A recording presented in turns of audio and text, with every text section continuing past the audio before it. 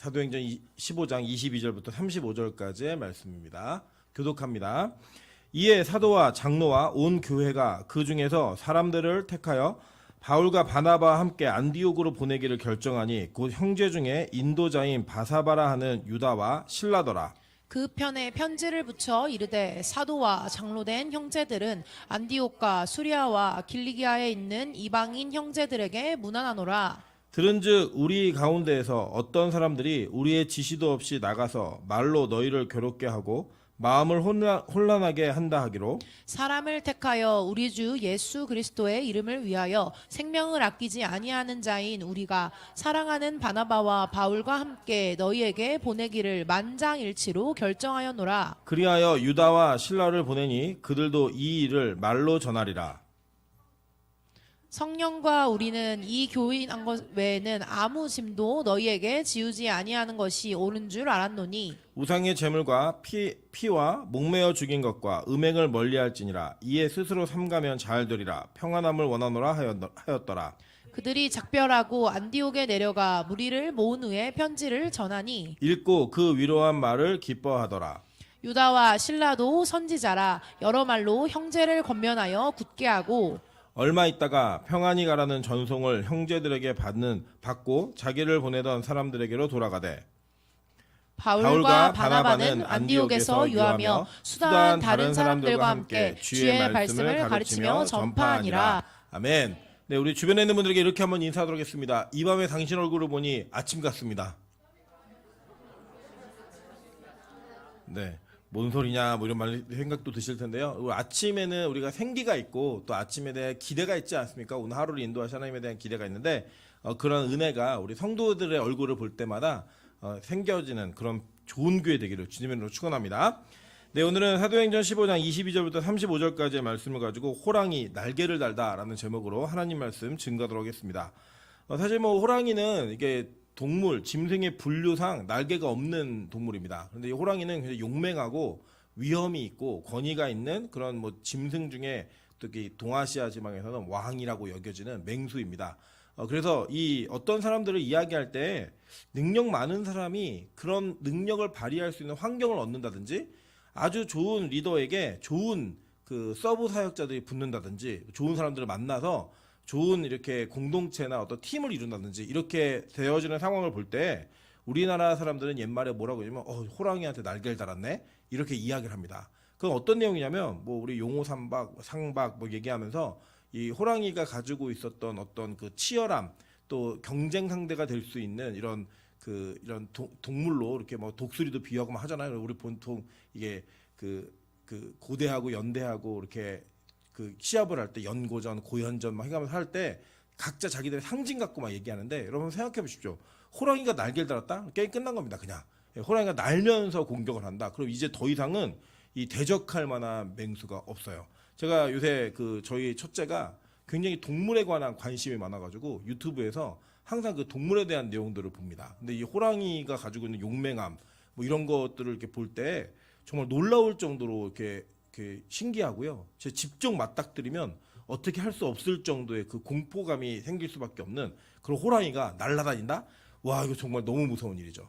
근데 왜 오늘 제가 설교 제목을 이렇게 잡았는가? 오늘 이 사도행전에 이 교회가 어떻게 성장하고 어떻게 부흥하고 하나님께서 교회를 어떻게 세워가시는가에 대한 내용들을 사도행전은 우리에게 쭉 설명하면서 교회를 우리에게 가르치고 있습니다. 그런데 이 교회가 가지고 있는 특성 속에서 사도행전 15장에서는 교회의 질서와 권위가 무엇인지를 정확히 이야기하면서 복음의 비밀을 맡은 자들에게 왜 이 교회가 권위를 부여하고 직분을 부여하고 어떠한 일들을 하게 하는지 이런 내용들을 함께 살펴보기를 원합니다. 사실은요, 이 성경에 나와 있는 뭐 장로라고 하는 단어는 구약의 장로는 지금 교회의 장로하고는 전혀 상관없는 장로입니다. 그냥 공동체는 나이가 많으면 장로였어요. 신약의 장로 역시 이 교회의 장로라고 할 때 지금 우리 장로교회가 가지고 있는 시스템의 장로님을 얘기하는 게 아닙니다. 그래서 성경에 나와 있는 신약의 장로들은 다 목사와 동일한 기능을 가지고 있습니다. 그러면 도대체 이 장로는 어디서 왔느냐?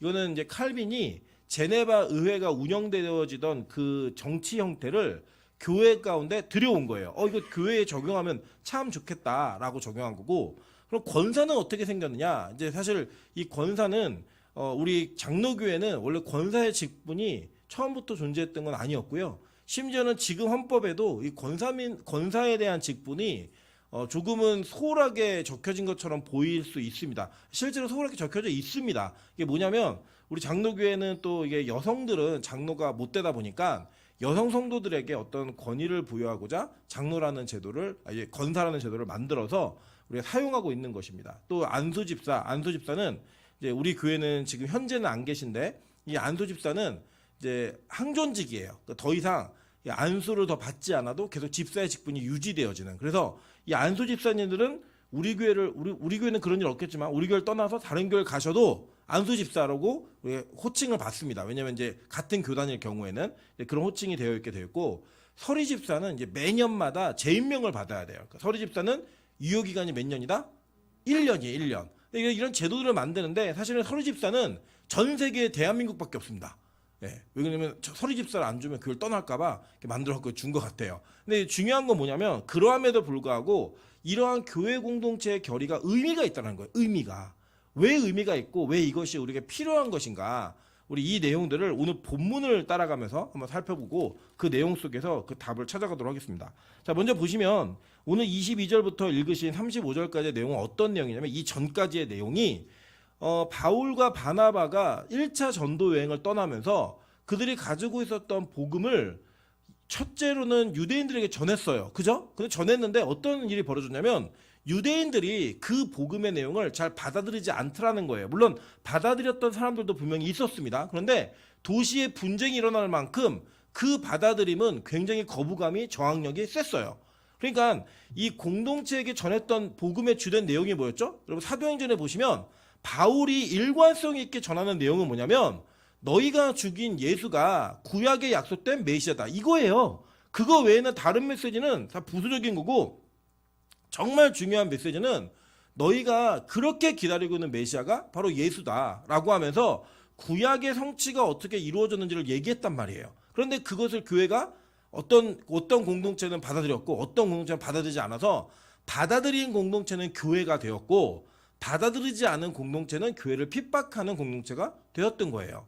그렇게 가는 곳곳마다 교회도 세워졌지만 그 교회를 핍박하는 무리들도 더 그만큼 강력해졌죠. 그런 와중에서 어떤 사건이 벌어지냐면 교회 안에 문제가 생긴 거예요. 여러분 사실은요, 교회가 외부하고 갈등할 때는 사실은 우리가 교회 안에는 큰 문제가 없습니다. 예를 들면 우리 사이에서도 서로 입장이 다르고 이견이 있는 여러 부분들이 있잖아요. 근데 만약에 우리 공동체가 다른 공동체에게 공격을 받잖아요. 그러면요, 우리 공동체에 그동안 있었던 모든 전쟁과 시기 질투 분쟁은 다 종료입니다. 어떻게 되면 하나가 돼요, 하나가. 여러분 그래서 보세요. 우리나라 역사를 보시면 항일 투쟁을 할 때 공산주의, 자유주의 이런 게 어디 있어요? 다 합쳐갖고 같이 나라 독립에 싸우는 거예요. 그것처럼 우리 옆 사람에게 임상하겠습니다. 밖에서 싸움 나면 난 당신 편입니다. 그쵸? 밖에서 싸움 나면 우리는 다 한편이죠. 예. 다 한편으로서 일할 수밖에 없는 그런 일들이 있어요. 근데 제일 큰 문제는 뭐냐면 교회가 어느 정도 성장하고 교회 안에 이 헤게모니, 교회 안에서의 주도권을 가지고 전쟁이 일어날 때 그때가 더 위험합니다. 그래서 망조가 된 교회는 교회 안에 당을 짓고 교회 그 당을 지은 자들이 싸우는 일들이 벌어져요. 여러분 우리는 정치권도 보시면 동일한 일이 벌어지지 않습니까? 이제 4개월 뒤면 이제 총선이 있는데 이 총선이라고 하는 감투를 쓰는 전쟁이 준비되어 있다 보니까 국민의힘은 국민의힘대로, 민주당은 민주당대로 그 안에서 내분이 있어요, 없어요? 다 있잖아요. 근데 여러분 한번 보세요. 서로 싸울 때는요, 내분이 있어도 각 당 색깔이 같은 사람들은 그래도 한 편이었어요, 한 편. 그런데 이게 자기 안에서의 이권 다툼을 하기 시작하니까 어떤 일이 벌어지냐면 그 공동체 가운데 분쟁이 벌어지더라는 거예요. 여러분 어떤 일이 벌어지냐면 바울이 계속 복음을 전하면서 이방인들에게 복음이 들어가기 시작했어요. 유대인들이 안 받아들이니까. 그래 교회가 확장된 거예요. 이제는 교회라고 하는 울타리가 구약 시대에는 유대인이라고 하는 자신들의 민족성 안에 머물러 있었고 아주 일부의 이방인들, 자기 스스로 유대인이 되고자 하는 사람들만 받아들였단 말이에요. 그런데 이 울타리가 어떻게 됐어요? 확 터져가지고 이제는 이방인들에게도 열려버린 거예요. 그러니까 그 열려버린 가운데에서 누가 제일 억울하냐면 그동안 율법을 지켜오면서 그 율법의 준수를 통해 나의 구원이 유지되고 있다라고 생각한 율법주의자들이 제일 억울한 거였어요. 여러분, 그래서 우리가 누가 제일 억울하냐면 우리 천국 가면은 예수 믿기 돌아가시기 직전에 예수 믿고 돌아가신 분들도 천국에 계실 거예요. 그럼 누가 제일 억울하냐? 모태신앙부터 아무것도 안 해보고 예수만 믿다가 천국 오신 분들 되게 억울해요. 예. 그러면 근데 여러분 거기서 억울하면 그게 천국이 아니다. 아니에요. 근데 이제 뭐가 억울하냐면 율법주의로 이 땅에서 신앙생활 하신 분들은 억울해요. 야, 내가 드린 헌금이 얼만데, 내가 드린 예배 시간이 얼만데, 내가 교회 봉사한 게 얼만데, 저 인간은 평생 놀고 먹고 죄 그렇게 많이 짓다가 마지막에 예수 믿고 천국 오네? 이러면 여러분 되게 열받죠. 근데 그렇게 생각하시는 분들은 제가 확신 있게 얘기합니다. 천국 못 가요. 천국에서는 그런 사람 없어요. 천국은 우리가 그냥 하나님의 은혜 때문에 이 일을 이루어왔고 이렇게 했다라고 하는 율법주의가 아닌 은혜주의자들만 그곳에 들어가게 되어 있습니다. 아멘? 여러분, 우리 빛가서 공교회가 무엇을 하든 은혜로 하시는 공동체 되기를 주님의 이름으로 축원합니다. 우리가 뭐 매일 예배 드리는 게 대단한 거 아니에요, 여러분. 그냥 매일 예배 드리는 거는 하나님이 그냥 이 교회를 택하셔가지고 이 교회에 사명을 주셨다고 생각하는 거 이상도 이하도 아니에요. 그것만으로 가시면 되는 거예요. 그런데 이 공동체 안에 그런 분쟁을 일어나기 위해서 유대인들이, 유대 율법주의자들이 유대인이 아닌 이방 교회들에게 뭘 얘기했냐면, 야, 니들 할례 받아야 구원받아. 너희들 율법을 지켜야 구원받아. 이걸 전한 거예요. 그러니까 이것 때문에 바울과 바나바가 엄청난 논쟁을 벌이고 심지어는 싸우기까지 합니다. 그래서 이거를, 야, 그럼 우리 교회에게 판단을 받자라고 얘기해서 이 이슈를 예루살렘 교회로 가져가는 거예요. 왜 예루살렘 교회로 가져갔냐면, 지금 이제 천주교는, 이 바티칸은 예루살렘 교회를 본따서 자기들이 교회의 머리라고 얘기하지만, 그 당시에는 교회가 가장 큰 교회가 예루살렘 교회였고요. 모든 사도들이 예루살렘을 중심으로 사역을 했기 때문에 이 예루살렘 공동체가 모여서 이 회의를 하는 거는 예수님께 직접 복음을 사사받았던 사도들에게 검증받는 일이었습니다. 그러니까 지금하고 그때하고는 완전 달라요. 여러분, 교황하고 여러분하고 똑같은 사람입니다. 저 대단한 사람 아니에요. 아멘 하세요. 예. 이상하게 그쪽이 뭐 더 높고 더 거룩하고 경건하고 이렇게 생각하시면 안 돼요. 똑같은 사람인데 그들은 이 교황이나 사제의 위치를 다른 위치로 갖고 만들어서 권위주의를 만드는 거예요. 제가 오늘도 이 권위주의와 권위의 차별성을 말씀드릴 텐데, 분명한 것은 이 예루살렘 교회의 권위와 지금 로만 카톨릭이 얘기하는 이 바티칸의 권위는 전혀 다른 권위입니다. 제가 말씀드렸죠. 사도성을 이야기하는 거예요.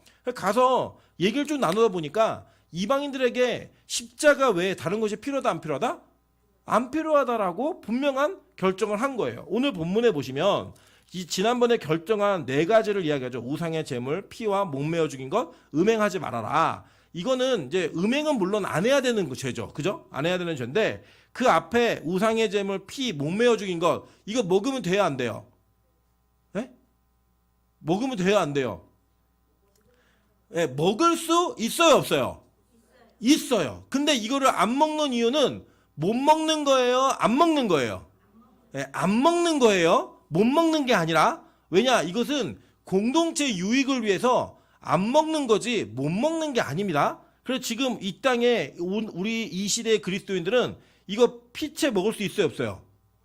예, 선지 드세요. 예, 선지 드셔도 전혀 문제되지 않습니다. 목매어 죽인 것 드셔도 됩니다. 예, 피채 먹는 거, 뭐 아까 얘기했죠. 우상에게 드렸다가 오는 거 먹어도 돼요, 안 돼요? 돼요. 예, 되는데 혹시라도 여러분의 그런 행위가 주변에 있는 연약한 믿음의 지체들에게 해가 된다면 먹으면 돼요, 안 돼요? 그때는 안 되는 거예요. 네. 안 되기 때문에 우리는 못 먹는 거예요, 그때는. 그래서 우리는 그래서 안 먹는 거예요. 아멘? 그게 믿음이라고 설명하는 거예요. 자, 그런데 오늘 이게 동일한 내용이에요. 별로 특별한 내용이 없어요. 특별한 내용이 없는데 여기 보시면 사도와 장로와 온 교회가 그중에 사람들을 택하여 바울과 바나바와 함께 안디옥으로 보내기를 결정하니 곧 형제 중에 인도자인 바사바라는 유다와 실라더라라고 이야기를 해요. 자, 여기 보시면 이게 무슨 내용이냐면 이제 교회가 정리가 된 거예요. 정리가. 여러분, 이게 되게 중요합니다. 이 교회가 정리가 됐다라고 얘기하는 것은 어떤 내용이냐면 지금 바리새파들이 있었단 말이에요. 이 바리새파들이 자신들이 주장하던 것을 철회하고 그 의견을 모은 거예요. 이게 중요한 겁니다. 여러분, 교회는 싸울 수 있어요, 없어요? 있어요. 우리도 뭐 싸우고요. 우리 다 그런 일이 있습니다. 근데 이 교회가 싸우지 않는 게 교회가 아니고요. 교회는 싸우더라도 반드시 동일한 결론으로 마무리가 돼야 됩니다. 그래서 우리에게 뭐가 필요하냐면요.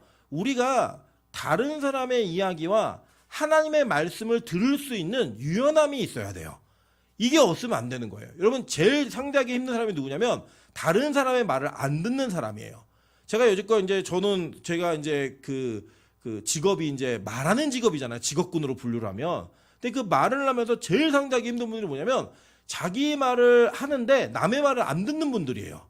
결국에는 몇 번을 얘기해서 제가 하는 말이 무슨 말인지를 이해시켜 드리면 아, 그 말을 하던 거였냐고. 원래부터 그 말하고 있었는데 막 미칩니다. 그러면 여러분 이게 뭐냐면 정말 너무 힘든 거예요. 우리 부부싸움 할 때도 그런 생각 들 때 있으시죠? 특별히 왜 그러냐면 제가 볼 땐 남자들이 이런 성향이 강해요. 저도 마찬가지고. 왜 그러냐면 남자들은 자기가 주장하는 거가 한번 딱 이게 필이 박히면 다른 목소리가 잘 안 들어와요. 그래갖고 내가 주장하는 거 막 얘기하다 보면은 아내나 그 다른 사람들 하는 말이 잘 안 들립니다. 근데 여러분 잘 보세요. 우리가 듣는 귀에 유연함이 있으면요. 실수를 안 하진 않는데 실수를 덜 합니다. 자, 성경 한번 볼게요. 시편 49편 1절부터 4절입니다. 뭇 백성들아 이를 들으라. 세상의 거민들아 모두 귀를 기울이라. 귀천비물을 막론하고 다 들을지어다. 내 입은 지혜를 말하겠고 내 마음은 명철을 작은 소리로 읊조리리로다.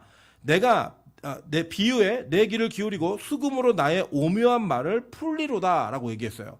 자, 하나님의 말씀에 뭐라고 얘기하냐면 백성들 보고 들으라는 거예요. 들으라는 거예요. 그 듣다 보면 뭐가 열린다는 거예요? 그것을 통하여서 지혜가 열리고 명철이 자기에게 주어지는 거예요.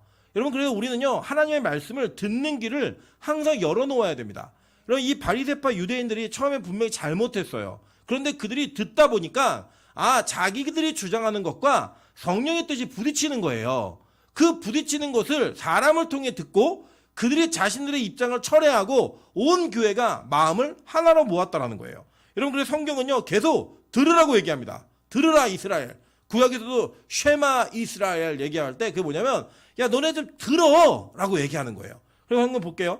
예레미야 5장 20절부터 21절입니다. 너는 이를 야곱의 집에 선포하며 유다에 공포하여 이르기를 어리석고 지각이 없으며 눈이 있어도 보지 못하며 귀가 있어도 듣지 못하는 백성이여 이를 들을지어다 라고 얘기하는 거예요. 그러니까 안 듣고 자기 고집과 자기의 마음대로 계속 행하는 백성들에게 하나님이 절규처럼 얘기하신 게 뭐냐면 제발 좀 들으라는 거예요. 들으라는 거예요.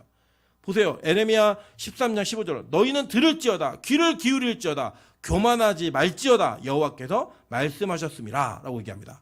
여러분 귀에 기능이 문제가 있어도 못 듣는 게 아니에요. 뭐 때문에 못 듣냐면 교만하면 들리지가 않아요. 여러분 교만하면요. 자기의 마음이 높으면 자기가 제일 옳은 사람이에요. 자기가 최고의 의견을 가진 사람이에요. 그러면 어떤 문제가 발생하냐면요. 다른 사람들의 이야기가 들린다 안 들린다? 안 들려요. 여러분 우리 지난 금요일에 경험하셨잖아요. 나아만 장군의 이야기. 여러분 그 목요일 날이었죠. 지난 목요일 날. 나아만이요. 이 자기가 가면은 엘리사가 뭐 대단한 걸 하면서 자기 고쳐줄 줄 알았어요. 그런데 더러운 물에 가서 씻으라는 거예요. 그래서 열받아갖고 야 집에 가라고 얘기할 때요. 그 참모들이 이야기를 합니다. 참모들이 뭐라고 말하냐면 아니 나아만 장군님 더한 걸 시켰어도 했을 거 아니냐고. 거꾸로 물구나무로 50분 서 있으라고 얘기도 했을 거 아니냐고. 근데 그거 못하냐고 얘기할 때 그가 그걸 들어요.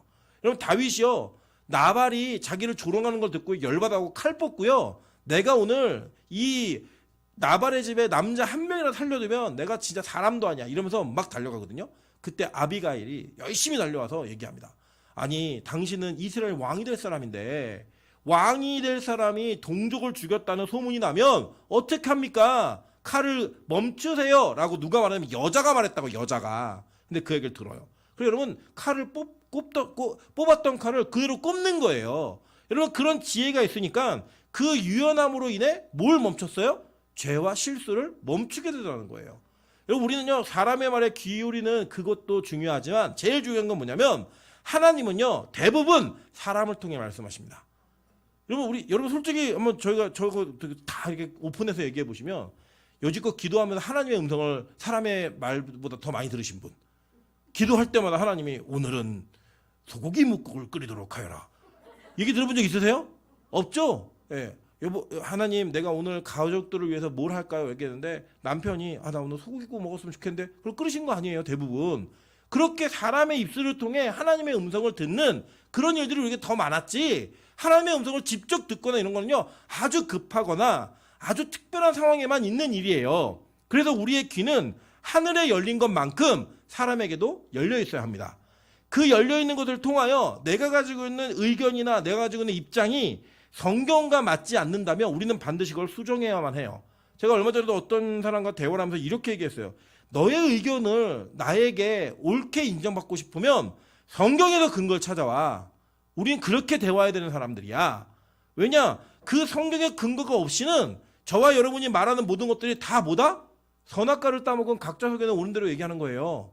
여러분, 교회는, 그 교회 공동체는 그걸 통해서 이루어지는 공동체가 아니라는 겁니다. 오늘 이 초대교회에서요, 이 문제가 제대로 정리했던 이유가 뭔지 아세요? 성령의 음성을 들었던 자들이 그 성령의 음성을 사람들에게 전달을 했고, 그 전달하는 음성을 통해서 모두가 베드로의 간증을 기억하고 바울의 간증을 기억하면서 야, 이거는 하나님이 하신 일이야.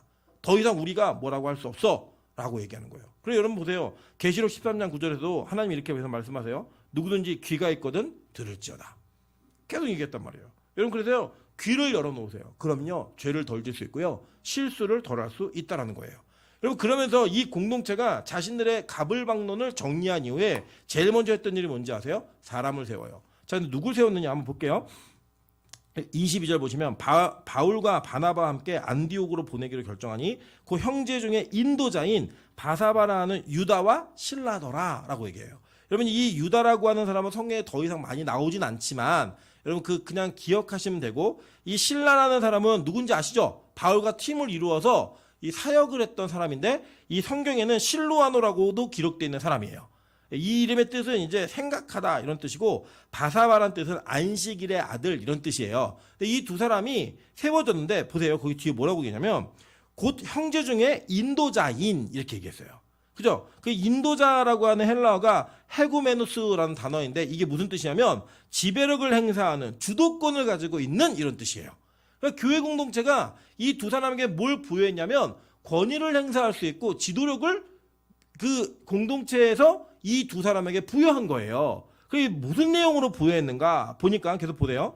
그 편에 편지를 붙여 이르되 사도와 장로된 형제들은 안디옥과 수리아와 길리기아에 있는 이방인 형제들에게 문안하노라 라고 얘기했어요. 그죠? 그러면서 그 뒤에 들은즉 우리 가운데서 어떤 사람들이 우리의 지시도 없이 나가서 말로 너희를 괴롭게 하고 마음을 혼란하게 한다 하기로 사람을 택하여 우리 주 예수 그리스도의 이름을 위하여 생명을 아끼지 아니하는 자인 우리가 사랑하는 바나바 바울과 함께 너희에게 보내기를 만장일치로 결정하였노라 라고 얘기해서 이 네 사람에게 이 교회 공동체가 권위를 부여한 거예요. 그러니까 지금으로 아주 쉽게 얘기하면 뭘 했냐? 직분을 준 거라고요. 직분을. 그 직분을 부여함으로써 그 공동체 안에서 예루살렘 교회가 이 이방인의 전도, 이방인들이 복음을 듣는 일에 관하여서는 이 네 사람에게 최고의 권위가 있어. 그러니까 다른 사람 말은 다 듣지 마. 이걸 얘기하는 거예요. 여러분, 이게 뭐냐? 이미 이 네 사람에게는 뭐가 있냐면 특히 바울과 바나바에게는 하나님의 비밀을 알고 있는 그 비밀의 진리가 그들에게 있었어요. 그런데 그들이 왜 싸울 수밖에 없었냐면 그들에게는 교회 공동체가 부여한 권위가 없었다고요.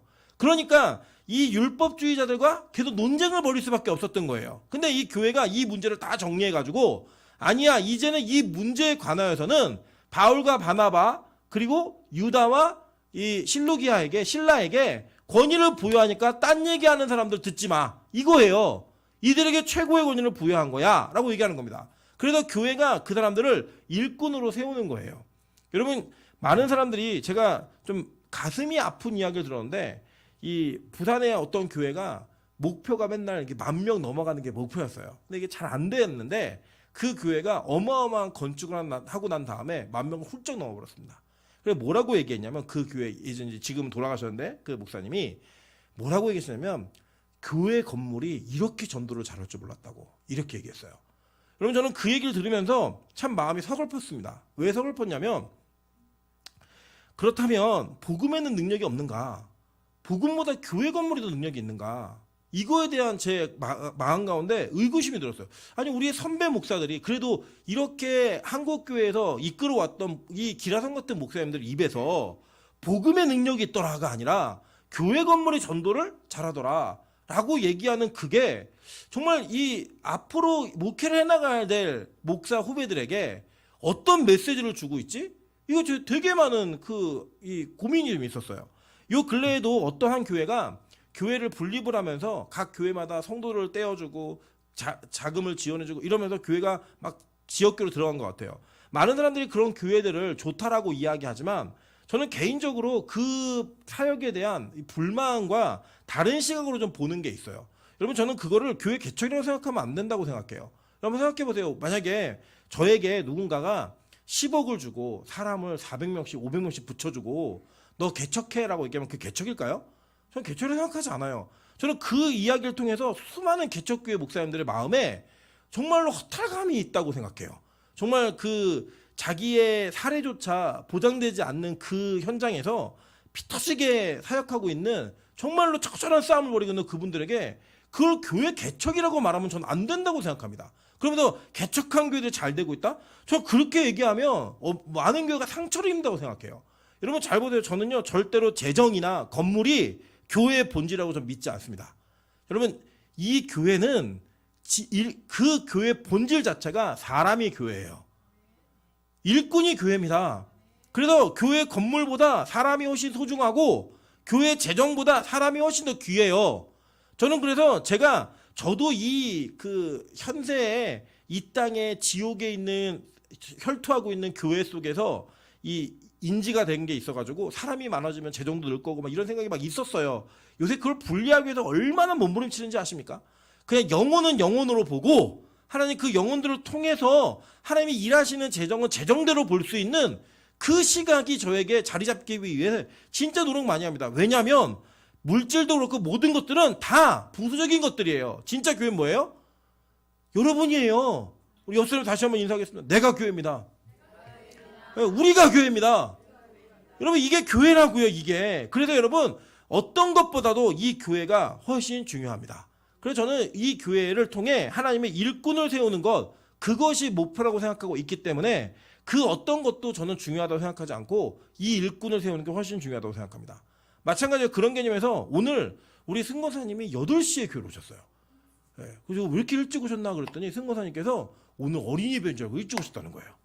근데 너무 억울하다고 막 이러시면서 막 그런 모습을 제가 봤는데 여러분 다음 주가 어린이 예배예요. 제가 이 어린이 예배에 대한 기도를 얼마나 많이 하고 있는 줄 아십니까? 저는 그 아이들 한 개개인에 대한 기도보다도 공동체에 대한 기도를 하는 거예요. 하나님 지금 한국교회가 진짜 어려워질 것 같습니다. 진짜 어려워질 것 같은데 우리 교회의 다음 세대의 주도권을 좀 허락해 주십시오.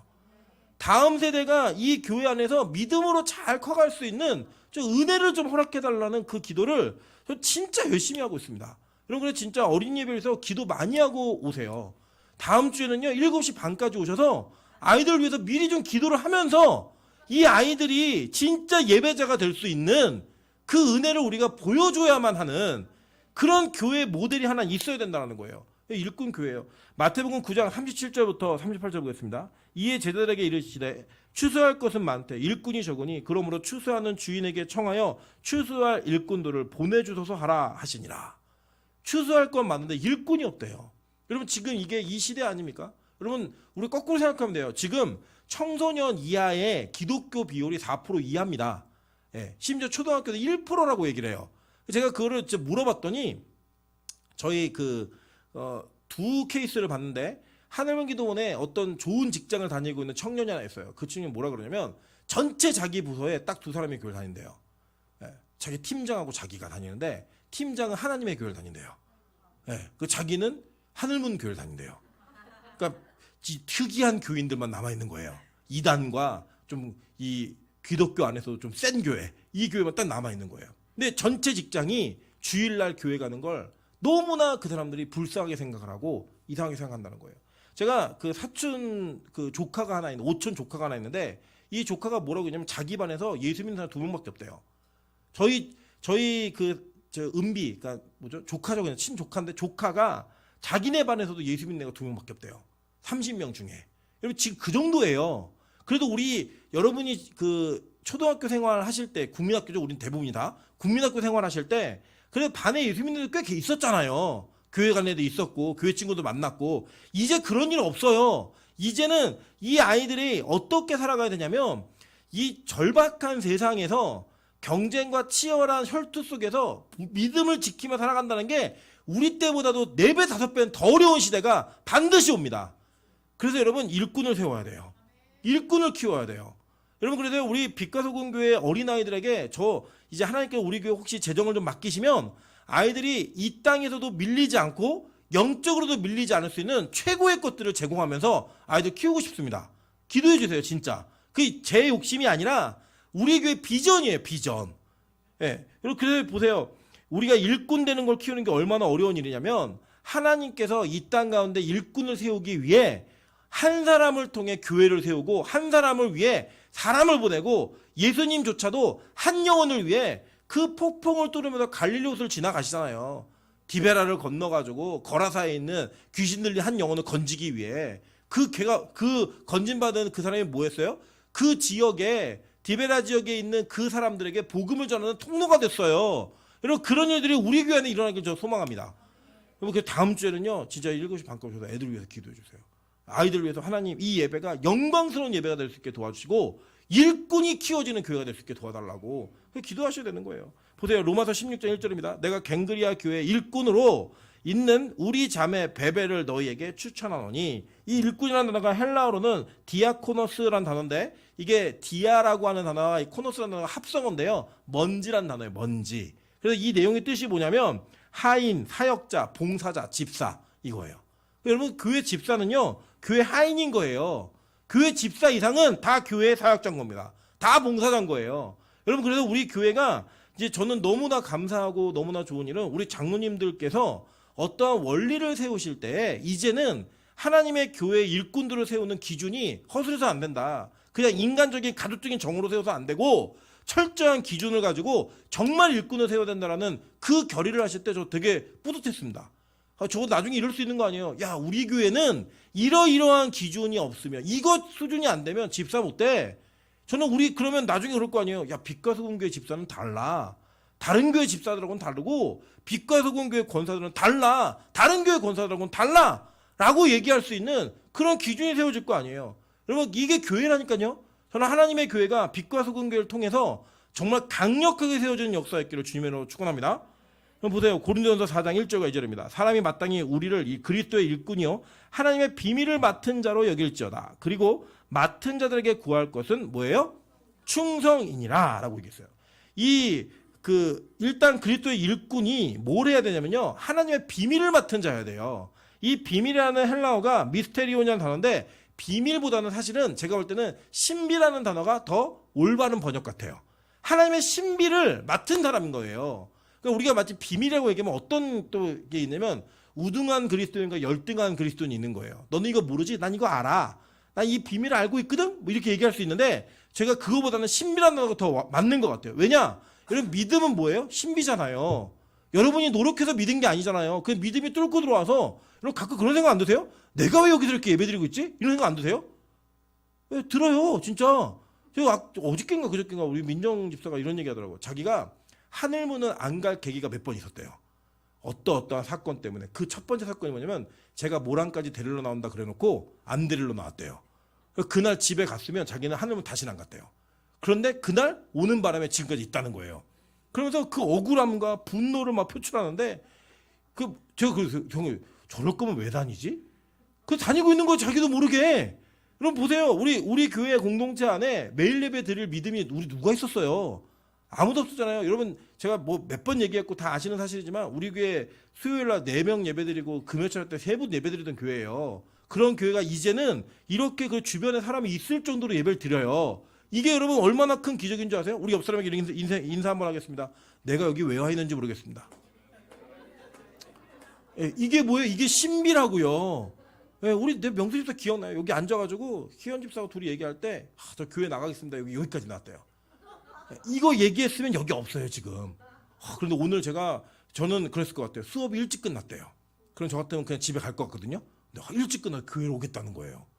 네, 제가 볼 때 뭐 사실은 하민이가 온다 그래서 온 것 같아요. 근데 어쨌든 그 변화가 얼마나 큰 기적이에요. 이게 뭐냐? 하나님의 신비예요. 이걸 알잖아요. 이걸 알면요 우리가 뭐가 생기냐면 야 이거는 충성할 수밖에 없어. 나는 내 힘으로 할 수 없는데 나를 이렇게 만드실 거라니까 내가 충성할 수밖에 없어. 이 자리로 반드시 가는 거예요. 이 충성이라는 단어가 뭐냐면 진실한, 신실한, 미쁘다라고 하는 그 단어에 쓰인 단어예요. 그 뭐냐면 변함이 없는 계속됨 이거예요. 이게 뭐냐면 감정인가 감동인가를 구분하는 게 있어요. 뭐냐면 감정은 순간이에요. 순간. 그래서 여러분 어떤 사람이 변화했을 때 와 진짜 저 사람 변했어 라고 미리 얘기하지 마시고 좀 지켜보셔야 돼요. 왜냐? 순간의 감정적 변화는 단기간에 그 사람을 바꾼 것처럼 보일 수 있어요. 근데요 진짜 감동은 안 변해요. 안 변하고 그것을 계속 이끌려가게 만드는 하나님의 은혜가 계속 주어지더라는 거예요. 여러분 그렇게 세워진 일꾼을 교회가 어떻게 잡아놓는 거냐면 질서를 잡는 거예요. 질서를.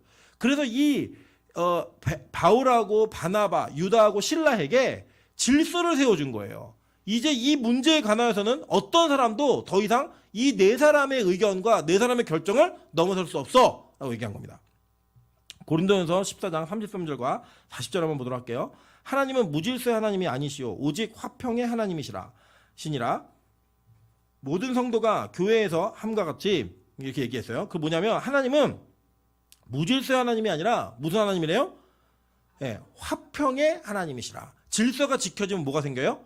화평이 생긴다는 거예요. 여러분 우리 교회도요. 교회 공동체가 결의한 질서가 있습니다. 이 질서를 어기거나 질서를 위배하는 일은 안 하셔야 합니다. 물론 우리 연약함 때문에 저도 그렇고 우리도 그렇고 모두가 다 그럴 수 있는 가능성이 있어요. 그때 교회 질서가 이렇습니다 라는 설명이 우리에게 주어지면 그거의 권위에 순종할 수 있는 마음이 있어야 돼요. 내 감정과 부딪히고 내 의견과 맞지 않아도 교회 질서라면 지킬 수 있는 그 권위에 대한 순종이 반드시 있어야 되는 거예요. 그래서 보세요. 40절에 보면 이렇게 얘기해요. 그런즉 내 형제들아 예언하기를 사모하며 방언 말하기를 금하지 말라. 모든 것을 품에 있게 하고 질서 있게 하라라고 얘기했어요. 여러분이 가지고 있는 은사들을요. 교회 안에서 마음껏 펼쳐도 돼요. 그런데 뭐가 있어요? 품위와 질서 안에서 하라는 거예요. 그래서 교회가 예를 들면 이런 겁니다. 여러분 꼭 목사만 설교해야 되는 법이 성경에 있어요? 없어요. 성경에 없어요. 그리고 그것은 구약시대나 신약시대에 하나님께서 은혜를 주시면 누구나 다 할 수 있었던 일이에요. 그런데 신약의 교회가 교회라는 공동체를 만들어 오면서 교회가 약속을 한 거예요. 야, 설교는 이러이러한 훈련을 받은 목사만 한다라고 하는 기준을 세웠다고요. 그러면 여러분 그거는 뭐예요? 교회의 질서예요.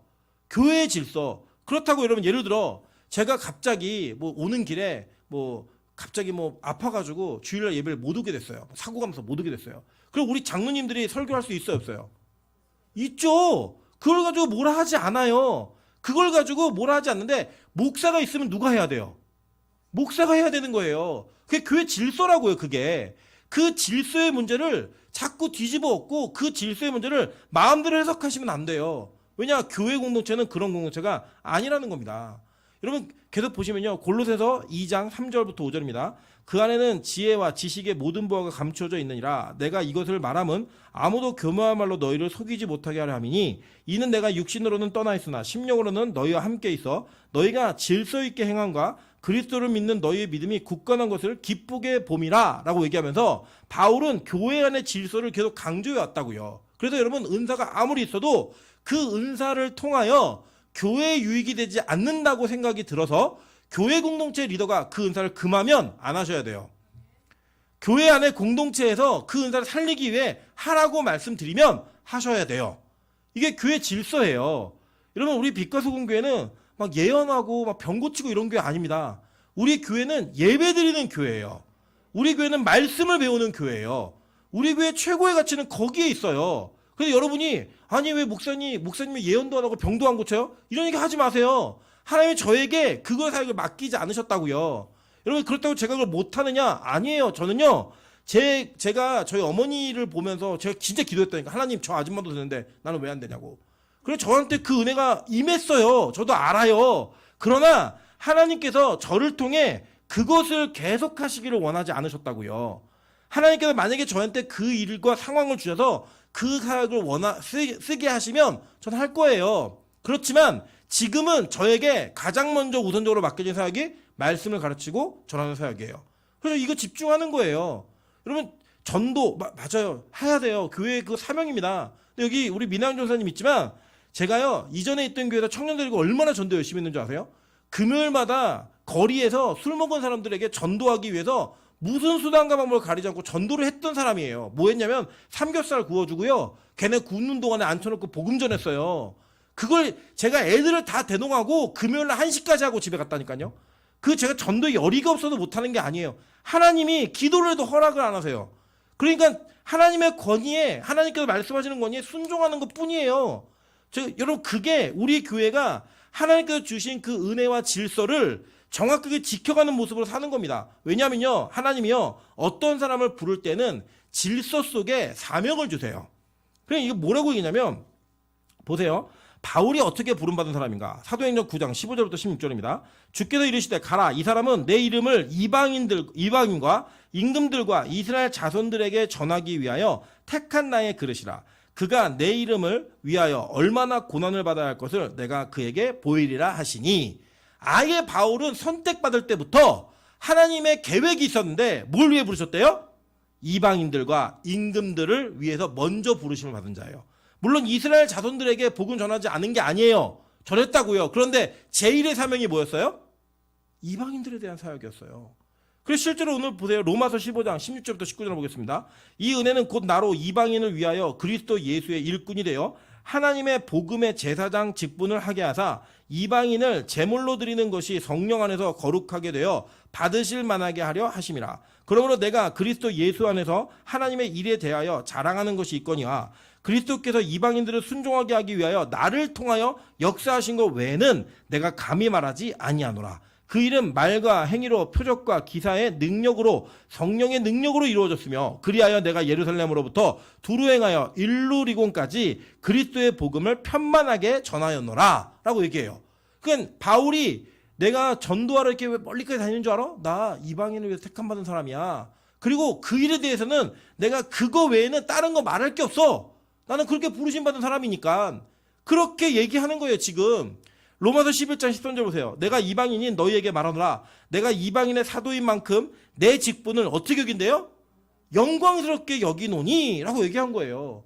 여러분 저도요 예전에는 대형교회 담임 목사가 되고 싶었다고요. 어렸을 적에는. 그래서 많은 사람들이 그렇게 지금처럼 가면 큰 교회 갈 수 있을 거야 얘기해요. 지금도 제가 그 동기 목사님들 오랜만에 연락하고 막 이러면 야 너는 큰 교회 갈 줄 알았어 하는 분들 되게 많아요. 근데 저에게는 그 말이 왜 이 조그만 교회로 왔니? 라는 말로 그렇게 들리지 않아요. 뭐라고 들냐면 그거는 내 사명이 아니야 라고 얘기를 해요. 저는요 제가 하나님께서 맡기신 사명이 딱 여기까지면 그거에 만족할 거예요. 그리고 이것을 영광스럽게 여길 거예요. 누가 뭐라고 하든지 간에. 여러분 그게 우리의 직분이라니까요.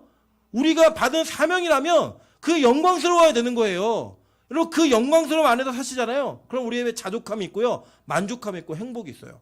여러분 생각해보세요. 제가 매일 천명교회 담임으로 간 친구를 부러워하고 있으면 여러분 기분이 어떠실 것 같아요? 제가 맨날 여기서 여러분 지난주에 저보다 더 능력이 안 되는 놈이 천명교회 담임으로 갔습니다. 뭐 하는 겁니까? 여러분 전도자 1000명 빨리 만드세요. 이 얘기 제가 설교 시간에 여러분 한다고 한번 생각해보세요. 여러분 우리는 뭐야? 이런 말 안 드시겠어요? 저는요 빛가서공교회가 저에게 가장 영광스러운 교회예요. 저 진짜 이 교회 사랑합니다. 진짜 이 교회 행복합니다. 하나님이 이 교회를 어떻게 성장시키실지 어떻게 확장시킬지 저는 그건 몰라요. 그러나 제 소원은 제 작은 바람은 하나님 부교육자의 삶을 책임질 수 있을 정도의 그런 성장은 좀 있었으면 좋겠습니다라는 아주 작은 소망이 있어요. 그런데 이것조차도 욕심이라고 말씀하시면 저 그것도 접을 수 있어요. 그런데 중요한 건 뭐냐? 저는 만약에 하나님이 이 교회에서 저를 은퇴하게 하신다면 저 은퇴하는 그날까지 이 교회를 영광스럽게 생각하고 은퇴할 거예요. 여러분 그게 우리의 사명인 거예요. 여러분 이 땅에서 그렇게 사명을 생각하면서 사시면 돼요. 여러분 한번 생각해 보세요. 바울 같은 사내들의공의 공의원이었고 바리새인 중에 바리새인이었고 율법을 통달했고 이 복음을 아는 사람이 유대인들과 만나서 사역했으면 얼마나 재밌게 사역했겠어요. 그런 생각 안 드세요? 유대인들과 만나서 사역을 했으면. 근데 이 바울이 누구 만나냐? 맨날 이방인들 만나는 거예요. 맨날 기초만 가르치는 거예요.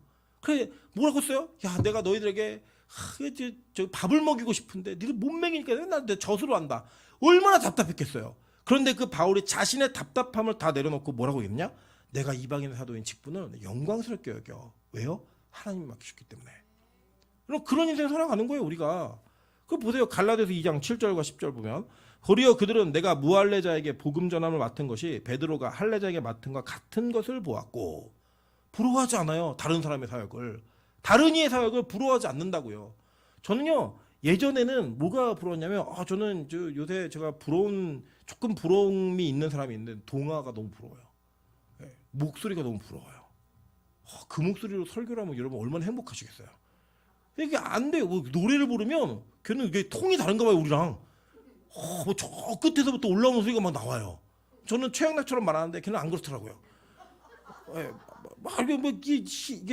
저는 막 여기서 나오는 소리가 막 계속 나오는데 그런 막 울림이 있는 목소리. 그런데 그거 좀 부럽지 않아요, 이제. 왜냐? 하나님이 각자 맡기신 사역이 있는 거예요. 저는 노래로 사람들을 감동시키는 사람이 아니에요. 저는 제가 가지고 있는 제 나름대로의 사역이 있어요. 제가 저희 아내한테 얘기했어요. 야, 나도 노래 좀 가르쳐줘. 그때 저희 아내가 그러고 네 그 정도 하면 충분해. 그냥 목사로 그 정도 하면 충분해. 욕심내지 마. 제가 그 말을 듣고 포기했어요. 나한테 레슨 안 시켜주겠구나. 여러분, 근데 그게 섭섭하지 않아요. 왜요? 그냥 여기까지면 되는 거예요. 설교나 잘해. 아멘. 그럼 끝나는 거예요, 그냥. 제 사명 거기니까. 여러분, 그냥 내가 뭘 못하는데 자꾸 욕심내지 마세요. 욕심 못하면 내 사명 아닌가 보다. 그리고 내 사명이 뭔지를 찾아서 그 사명대로 하시면 돼요. 바울이 오늘 그렇게 하잖아요. 계속 볼까요? 그를 할례자의 사도로 삼으신 이가 또한 내게 역사하사 나를 이방인의 사도로 삼으셨느니라. 또 기둥같이 여기는 야고보와 게바와 요한도 내게 주신 은혜를 알므로 나와 바나바에게 친교의 악수를 하였느니 우리는 이방인에게로 그들은 할례자에게로 가게 하려 함이라. 다만 우리에게 가난한 자들을 기억하도록 부탁하였으니 이것은 나도 본래부터 힘써 행하여 왔노라 라고 얘기하면서 같은 것이 있고 다른 것이 있는 거예요. 교회가 추구하는 것에 있어서 같이 할 일이 있고 다른 게 있어요. 여러분, 저는 우리 빛가서 공교회가 어느 정도 좀 성장이 되면 이 교회가 다른 교회가 연합하는 일도 할 거예요. 그러나 우리 교회가 가지고 있는 걸 포기하면서 하진 않아요. 그렇게 하진 않아요. 예를 들면 제가 이제 예상하기는 앞으로 교회 통합운동이 벌어질 겁니다. 이제 건물이 있고 어른들만 남아있는 교회와 건물이 없는데 애들이 많은 교회들 있잖아요. 청년들이 많은 이 교회들이 이제 합병되는 일들이 많이 일어날 거예요. 만약에 근데 어떤 교회가 우리 교회에게 그걸 요구한다. 그럼 만약에 그 교회가 매일 예배가 드릴 마음이 있으면 저는 할 수 있어요. 근데 그 교회가 매일 예배 드릴 마음이 전혀 없다. 그러면 어떤 큰 교회를 할지라도 전 절대로 우리에게 어떤 유리한 조건이 할지라도 하지 않습니다. 왜냐? 우리 교회가 갈 사명을 손색시키면서 그런 일을 할 수 없어요. 우리 교회가 맡은 사명이 있거든요. 그 사명을 사명대로 가는 거예요. 같이 하려면 같이 할 수 있죠. 우리 노원구에 쌀 나누기 운동 같이 해야죠. 교회가 우리는 예배드리는 교회니까 쌀 안 나눕니다. 이렇게 할 수 없는 거잖아요. 할 수 있는 걸 같이 하는 거예요. 여러분, 그래서 우리가 가지고 있는 시각을 넓게 보셔야 돼요. 그런데 여러분, 중요한 건 뭐냐면 이게 저는 이거예요. 여러분이 이 교회가 가지고 있는 어떤 사역 속에 하나님께서 어떤 분명한 확증된 이런 보증을 해주시면 그 권위를 부여해 주세요. 그럼 어떤 일이 벌어지냐면요. 사명에 날개를 달잖아요. 그러면 힘차게 그 사명대로 교회가 날아올 수가 있어요. 힘차게 그 사명대로 교회가 일할 수 있다는 거예요. 여러분, 예를 들면 우리 교회 안에서 어떤 사역자가 뭘 잘해요. 예를 들면 우리 미나연 선생님 기도를 잘하잖아요. 그럼 기도를 잘하면 그 사람에게 기도의 사역자라는 날개를 우리가 달아주는 거예요. 그러면 그 기도의 이끄심에 따라 우리가 함께 기도하며 갈 수 있는 거죠. 여러분, 제가 너무 죄송하지만 우리 교회에서 제가 독재적으로 결정하는 있는 3가지 문제가 있는데 그 중에 하나 뭐냐면 예배예요. 예배. 여러분, 상의 안 해요. 예배는. 왜 상의하지 않느냐? 예배만큼의 그 영광스러움의 통로는 제가 누구와도 타협하지 않고 눈치 보지 않고 결정하기로 제가 이 교회 올 때 약속을 했어요. 하나님하고. 그래서 저는 그거 타협하지 않습니다. 그런데 여러분, 거기에 권위를 부여해 주세요. 적어도 저 목사는 예배 하나에는 목숨 건 사람이구나 라는 게 인정이 되시면 권위를 부여해 주시는 거예요. 그러면 그 사역자가 날개를 달면 날아다닌다니까요. 진짜 호랑이가 날개 다는 거예요. 복음의 비밀을 가졌던 바울에게, 바나바에게 이방인의 복음의 진솔을 알고 있었던 그 사역자들에게 교회가 권위를 부여하니까 그 권위로 인하여 어떤 일이 벌어져요? 하나님의 복음이 왕성하게 펼쳐져 가는 거예요. 여러분, 놀라운 사실은 이 사역에 우리 다음 주에 배우겠지만 바울하고 바나바가 싸워요. 그리고 헤어집니다. 헤어지는데 이 권위에 대한 건 무너지지 않아요. 그래서 바울은 바울대로, 바나바는 바나바대로 이방인에게 복음을 전하기 위해 그들이 평생을 사역을 합니다. 그 사역 속에 하나님은 한 팀으로 움직이는 데 원하지 않았던 거예요. 나눠줘. 그래서 너네 나눠줘서 움직이니까 어떻게 했어요? 복음의 확장 속도가 더 빨라진 거죠. 그 빨라짐을 통하여 하나님의 교회가 영광스럽게 세워지더라는 거예요. 여러분, 그래서 이렇게 얘기합니다. 디도서 2장 14절부터 15절 보겠습니다. 그가 우리를 대신하여 자신을 주심은 모든 불법에서 우리를 속량하시고 우리를 깨끗하게 하사 선한 일을 열심히 하는 자기 백성이 되게 하려 하심이라. 너는 이것을 말하고 권면하며 모든 권위로 책망하여 누구에게서든지 업신여김을 받지 말라라고 얘기해요. 저는 우리 빛과 소금 교회 어른들에게 참 감사한 부분이 있습니다. 뭐 감사하냐면 우리 교회는 목사를 비롯해 우리 모두가 다 개성이 뚜렷하신 분들이에요. 근데 이 개성이 뚜렷한 분들, 그리고 저도 역시 마찬가지고 우리가 최종적으로 인정하는 권위가 하나 있어요. 그게 뭐냐? 말씀의 권위예요. 그냥 내 의견에 맞지 않아도 말씀이 그렇다는 게 여러분 확증이 되시면 그 내용들이 정리가 되는 걸 제가 여러 번 경험했어요. 저도 그렇고 여러분도 그렇고 그게 우리 교회가 가진 전 최고의 강점이라고 생각해요. 여러분, 그 권위를 절대 무너뜨리시면 안 됩니다. 이 교회가 존속하는 동안에 하나님의 말씀의 권위가 터져나오는 곳마다 권위를 부여하셔야 돼요. 오죽하면 우리 교회 집사들이 그런 얘기 하겠어요. 목사님을 강대성에는 묶어놨으면 좋겠다고. 그게 무슨 얘기예요? 적어도 여기에서 듣는 말씀에 그 순종할 수 있는 마음들이 있다는 거 아니에요, 본인들이. 그러니까 그렇게 유지되어지는 하나님의 권위, 이 권위는 절대 무너져서 안 된다는 거예요. 앞으로 이 강단에 젊은 사역자가 설 거예요. 더 젊은 사역자가. 그리고 이 강단에 더 많은 사역자가 세워질 거예요. 근데 여러분, 이 강단의 권위를 인정하세요. 하나님의 말씀에 위배되지 않는다면 그 권위는 존속되고 유지되어야 되는 권위예요. 그래야 우리 교회가 날개를 달아요. 하나님이 우리 교회에게 날개를 붙여주시는 거예요. 저는 우리 빛과 소금 교회가 좀 그런 교회 되었으면 좋겠습니다.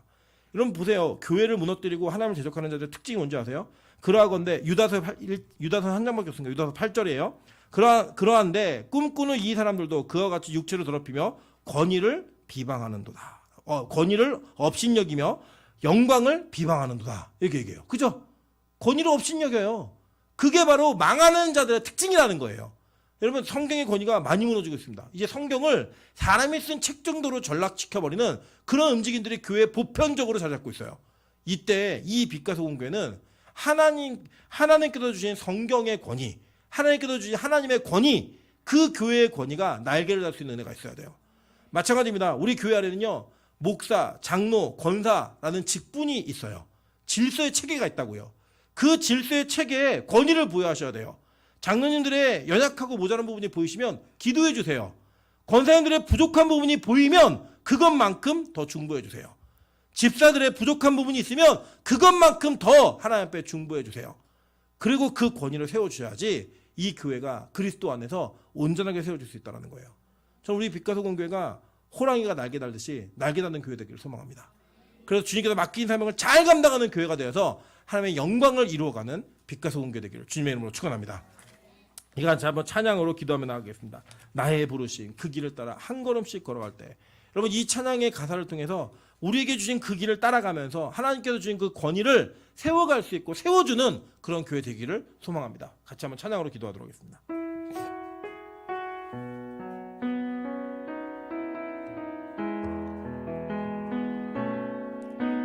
나의 부르심 그 길을 따라 한 걸음씩 걸어갈 때에 그 길 끝에 날 맞아 주시느니 하나님의 사랑 예수 그리스도 나를 부르신 그 사랑의 음성 내 마음에 들려올 때에 찬송하며 그 음성 따라가리 주를 경배하며 달려가리 나